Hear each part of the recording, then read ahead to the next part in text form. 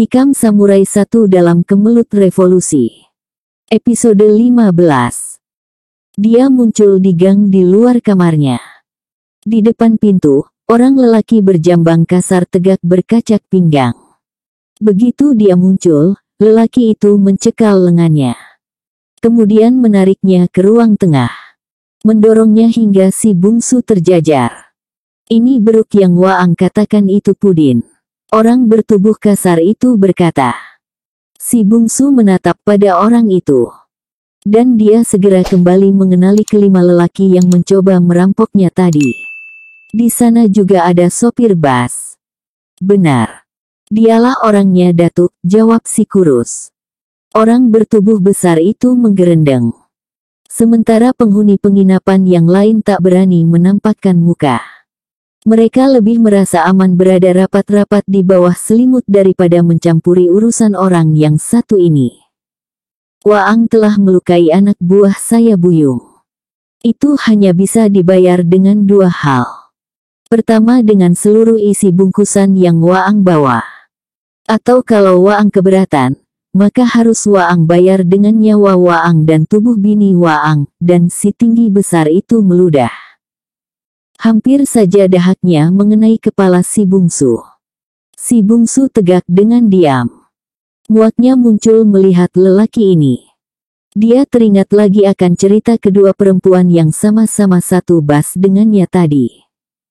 Cerita tentang perampokan yang dilakukan oleh orang Minang terhadap orang-orang yang bepergian dengan bas. Dia lihat, selain si besar tinggi ini, masih ada temannya yang lain. Jumlah mereka kini 9 orang. Hanya yang menjadi heran di hatinya adalah keberanian penyamun-penyamun ini muncul di tengah kota. Nampaknya mereka tak merasa gentar sedikitpun pada Kempetai Jepang.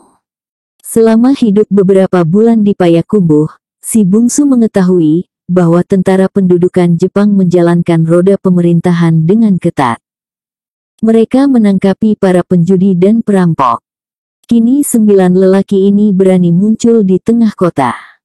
Apakah mereka memang orang Baga? Yang pada Kempetai sekalipun mereka tak merasa takut. Atau barangkali karena hari sudah lewat tengah malam, mereka tahu bahwa bakal takkan ada patroli Kempetai. Atau barangkali mereka memang dilindungi oleh Jepang. Tapi dia tak sempat berpikir dan menyimpulkan pikirannya.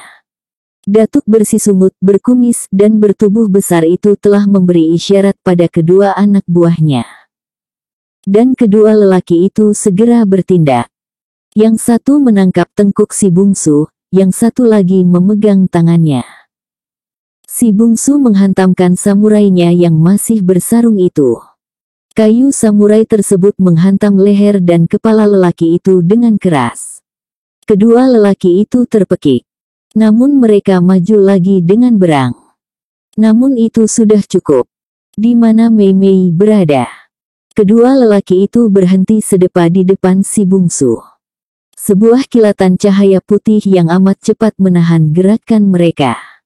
Mereka tertahan karena tiba-tiba saja setelah kilat cahaya yang amat cepat itu, dada mereka merasakan terasa amat pedih. Dan ketika mereka lihat, pakaian mereka telah robek lebar dari pundak ke perut.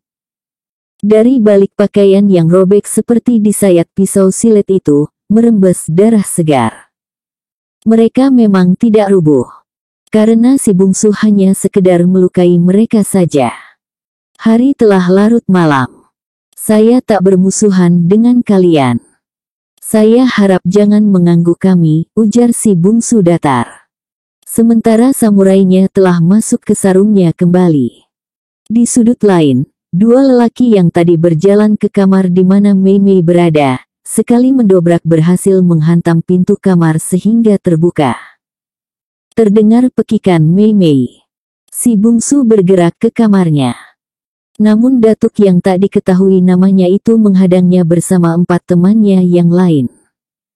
Dan saat itu kedua lelaki yang masuk kamar tadi muncul dengan bungkusan mereka dan Mei Mei dalam ringkusan tangannya. Nyata sekali gadis itu menderita akibat cengkeraman tangan orang yang meringkus bahunya. Koko rintihannya dengan air mata yang mengalir. Melihat hal itu si bungsu menatap datuk bersungut itu dengan kemarahan besar. Datuk itu dapat membaca kemarahan itu. Dia menyeringai dan berkata, "Hi Waang beruntung buyung, bisa berbini Cina. Tentu lamak enak, ya. Hehe, saya juga ingin mencoba sedikit. Kau boleh menonton." Abis berkata datuk buruk bersungut ini berbalik. Menarik tangan Mei Mei. Wajah si bungsu menegang. Dia sebenarnya tak ingin menurunkan tangan kejam lagi pada bangsanya sendiri. Dia tak bisa menghitung sudah berapa banyak nyawa yang telah dia renggut lewat samurainya.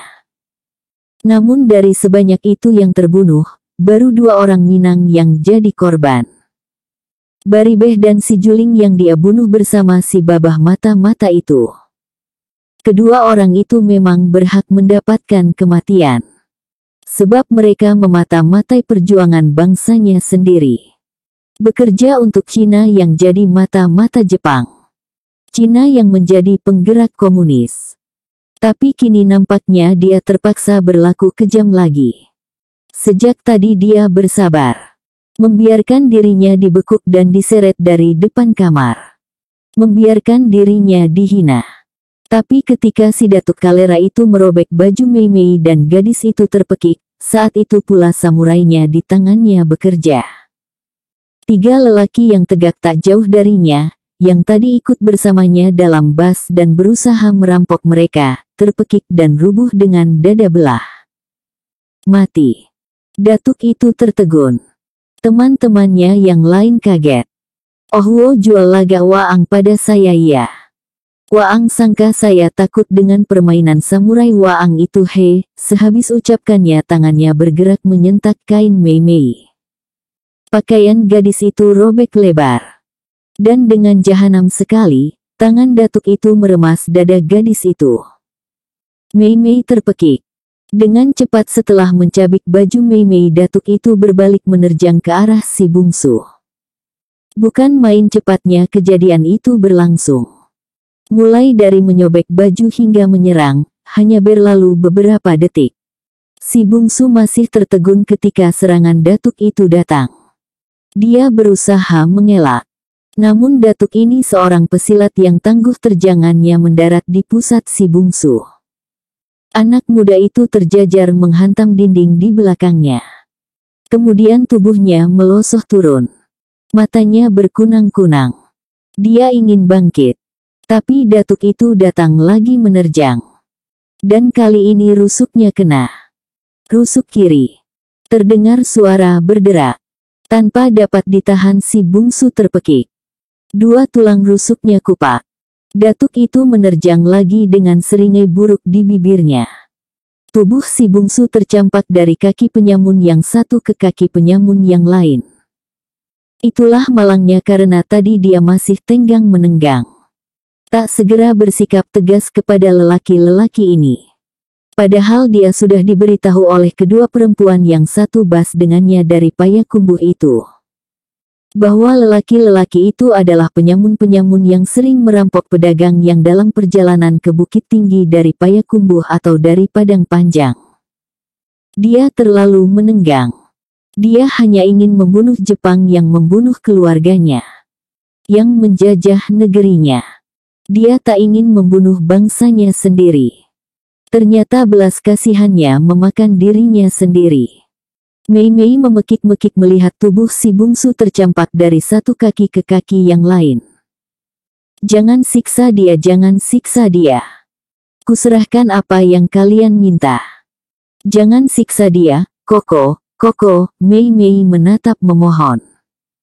Lambat-lambat di antara rasa sakit dan terguling-guling di lanyau cuek itu, si bungsu mendengar suara Mei Mei. Hatinya luluh ketika mendengar betapa gadis itu bersedia memberikan apa saja, termasuk dirinya, asal lelaki-lelaki itu berhenti menganiaya dirinya. Dia coba menyusun ingatannya kembali. Coba mengingat di mana samurainya terjatuh. Lalu, tiba-tiba sekali, dengan sisa-sisa tenaga tubuhnya bergulingan amat cepat. Dengan mengandalkan pendengarannya yang amat tajam, Telinganya menangkap suara samurainya yang tersentuh kaki salah seorang lelaki itu. Seperti magnet, kesanalah tubuhnya bergulingan amat cepat.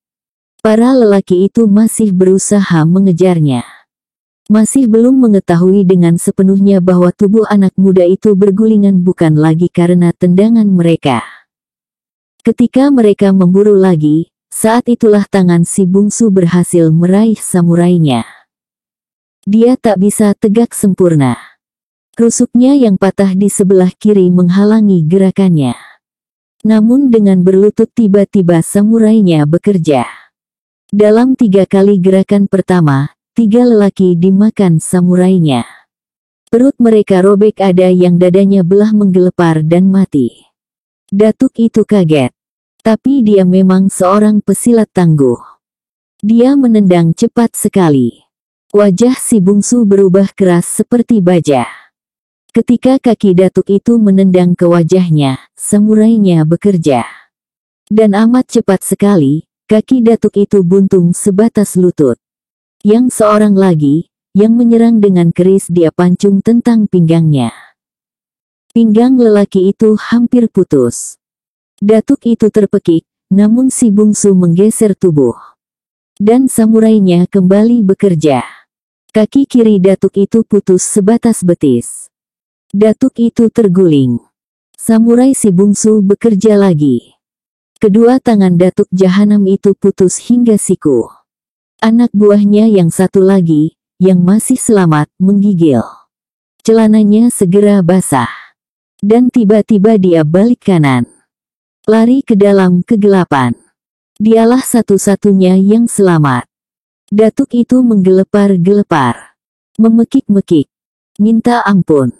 Kaki dan tangannya putus semua, bunuhlah saya. Tolonglah. Jangan biarkan saya menderita. Oh tolonglah, dia meratap. Bungsu menatapnya dengan wajah datar. Kemudian dia berkata dengan suara tanpa emosi. Engkau takkan mati datuk. Darahmu akan kuhentikan alirannya agar kau tak mati kehabisan darah. Kematian terlalu mulia bagimu. Engkau akan tetap hidup dengan tubuh seperti sekarang. Cukup banyak orang sengsara olehmu. Mulai hari ini, kau akan merasakan kesengsaraan yang lebih hebat dari itu. Ini adalah balasan dari kejahatan selama ini. Engkau seorang datuk, seorang penghulu, seorang kepala suku. Yang seharusnya membimbing anak kemenakanmu.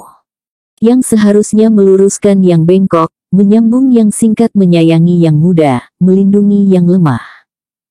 Tapi ternyata gelar yang engkau sandang engkau laknati sendiri. Ampun saya anak muda, tolonglah saya. Jangan biarkan diri saya hina begini. Bunuhlah saya, ratap datuk yang sudah lenyap seluruh kepongahannya. Si bungsu hanya menatapnya dengan dingin sambil menekan beberapa bahagian di tempat tubuhnya yang putus, darah tiba-tiba berhenti mengalir.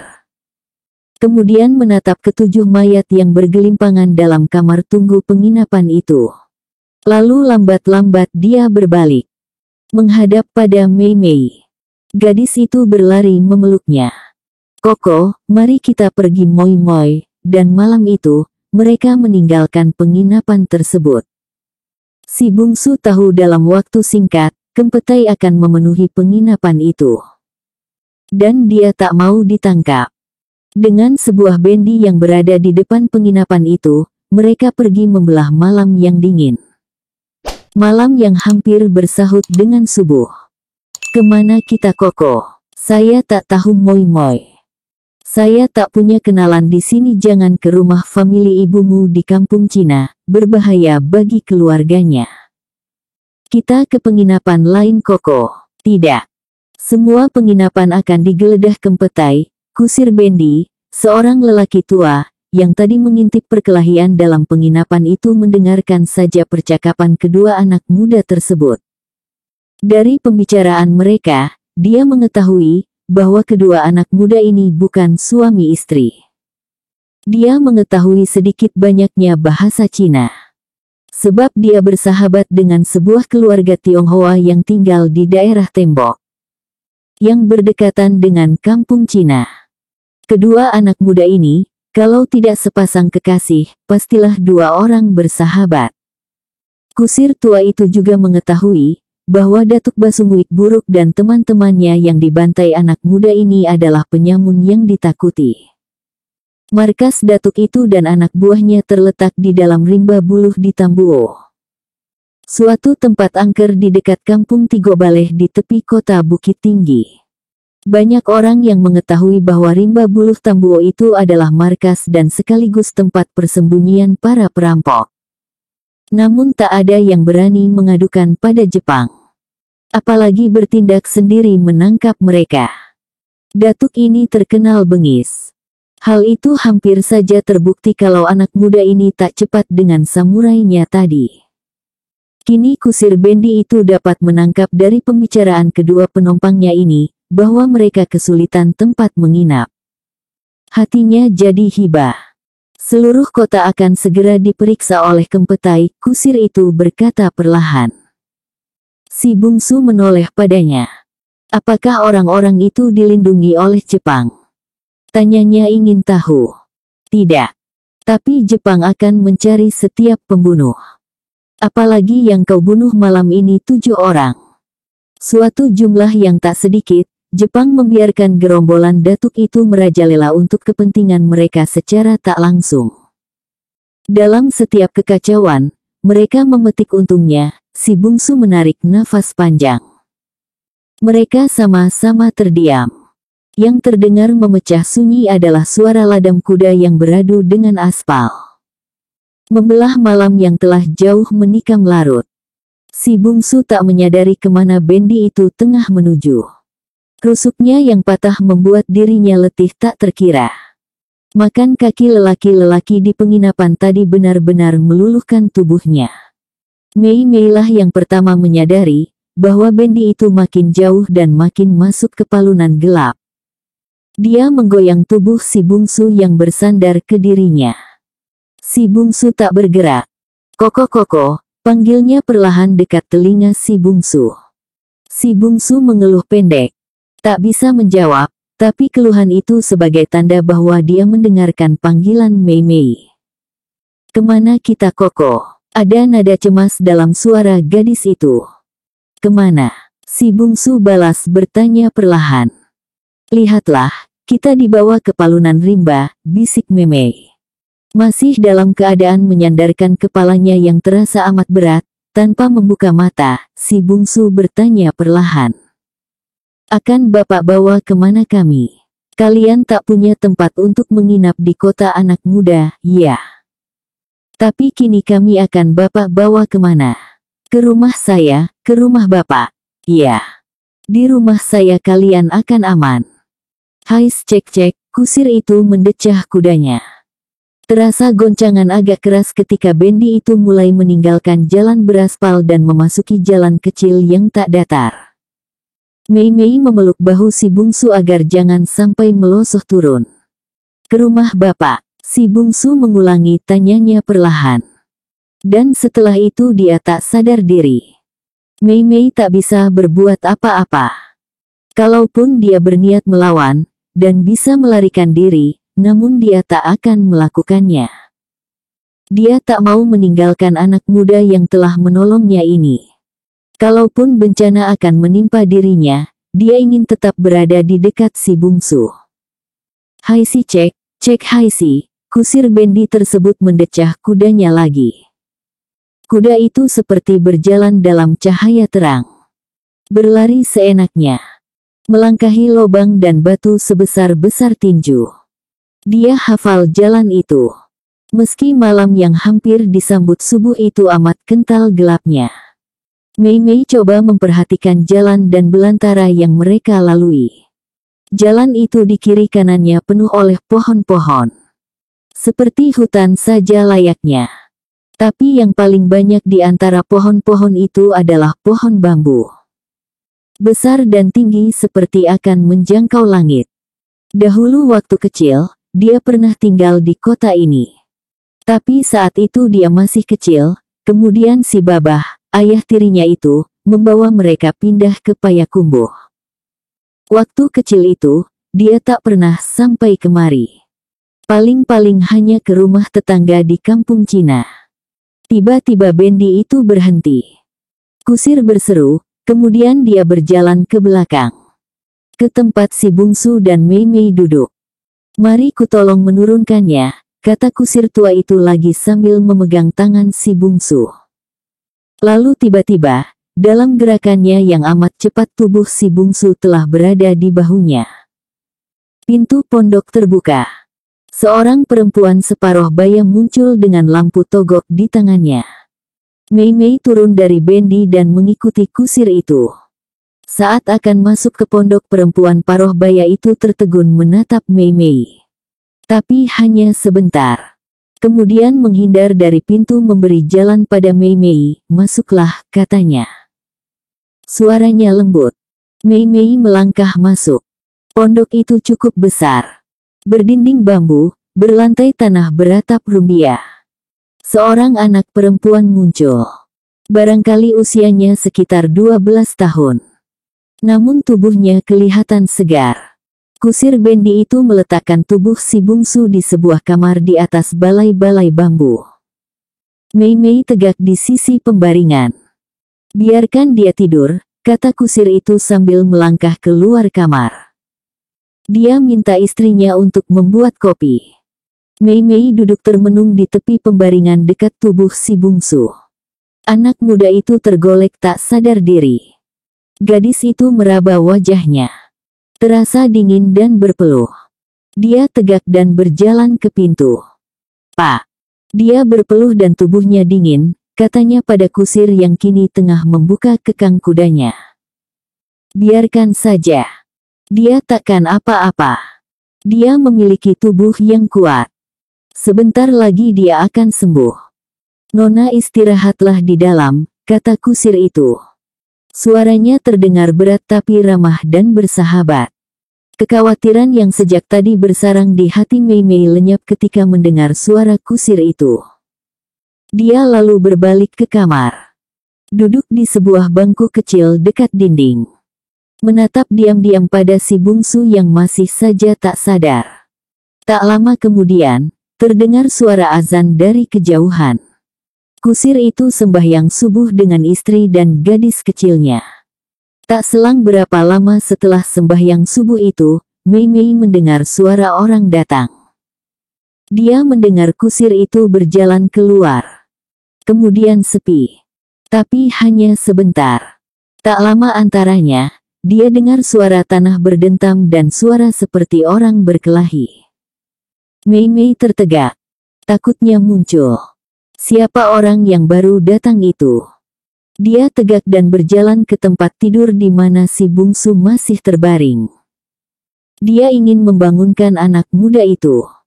Tapi dia tak sampai hati. Anak muda itu tidak tidur, melainkan tak sadar karena letih dikeroyok. Kini dia terbaring diam. Suara perkelahian di luar masih terdengar. Dengan perlahan Mei Mei berjalan ke jendela.